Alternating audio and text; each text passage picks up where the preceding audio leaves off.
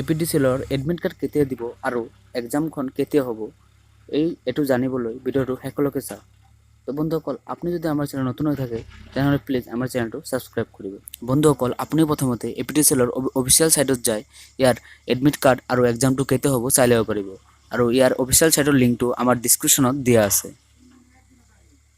তো বন্ধুসকল, ইয়াতে লিখা আছে যে the date of online examination for the post of assistant account officer অৰ্থাৎ AAO ইজ 1 and 2 ডিচেম্বৰ, অৰ্থাৎ 1 আৰু 2 ডিচেম্বৰতে এপিডিচিএলৰ AAO যোনটো এক্সাম সেইটো অনুষ্ঠিত হ'ব।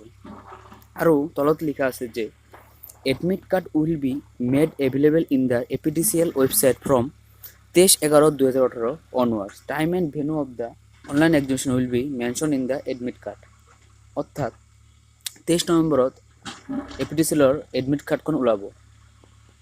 তো বন্ধুসকল, আপুনি যদি 23 নৱেম্বৰৰ পিছত ভিডিঅ'টো চাই থাকে তেনেহ'লে আমাৰ ডিছক্ৰিপশ্যনৰ পৰা এডমিট কাৰ্ডৰ লিংকটো পাব, তাৰ পৰা আপোনালোকে এডমিট কাৰ্ডখন ডাউনলোড কৰিব পাৰিব।